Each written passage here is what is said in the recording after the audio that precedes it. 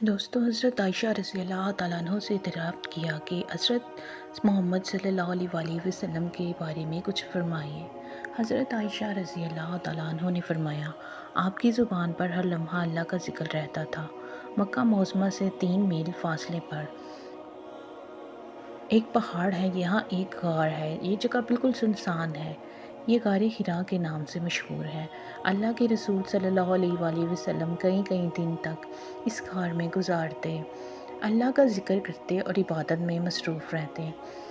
آپ صلی اللہ علیہ وآلہ وسلم ذکر الہی میں مشغول تھے کہ اچانک ایک نورانی جسم نمودار ہوا۔ یہ جبرائیل علیہ السلام تھے۔ فرشتے نے کہا پر آپ صلی اللہ علیہ وسلم نے کوئی خیال نہیں کیا۔ ایسا معلوم ہوتا تھا کہ کوئی آپ صلی اللہ علیہ وسلم کو پوری قوت سے دبا رہا ہے۔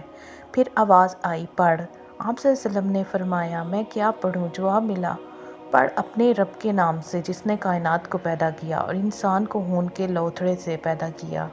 پڑھیے، آپ کا رب بڑا کریم ہے جس نے قلم کے ذریعے انسان کو علم دیا، وہ علم دیا جو وہ نہیں جانتا تھا۔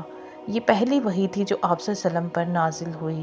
آپ صلی اللہ علیہ وسلم منصب رسالت پر فائز ہوئے، اللہ کے رسول گھر تشریف لے آئے۔ حضرت خدیجہ رضی اللہ تعالیٰ عنہ سے غار حرا میں جو کچھ ہوا آپ صلی اللہ علیہ وسلم نے سنا دیا۔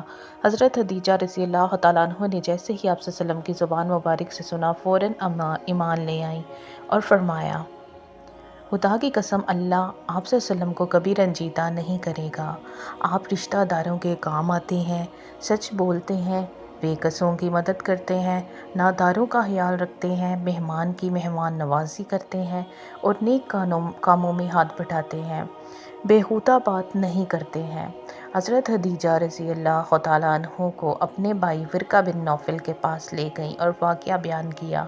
وہ الہامی کتابوں کے عالم تھے، پکار اٹھے، پاک ہے پاک، محمد صلی اللہ علیہ وسلم پیغمبر ہیں، پریشان نہ ہو۔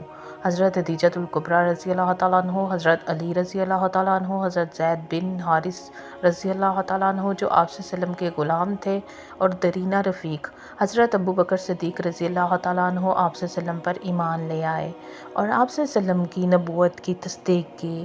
حضرت ابوبکر صدیق رضی اللہ تعالیٰ عنہ اپنے زیر اثر حلقہ کے لوگوں کو بھی دائرہ اسلام میں لے آئے، جن میں حضرت عثمان رضی اللہ تعالیٰ عنہ، حضرت زبیر رضی اللہ تعالیٰ عنہ اور حضرت عبد الرحمن بن عوف رضی اللہ تعالیٰ عنہ، حضرت سعد بن ابی وقاص رضی اللہ تعالیٰ عنہ اور حضرت طلحہ رضی اللہ تعالیٰ عنہ شامل تھے۔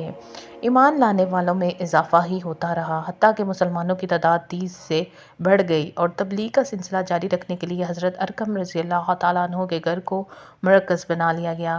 3 برس تک اشاعت اسلام کا کام خفیہ طور پر جاری اور ساری رہا۔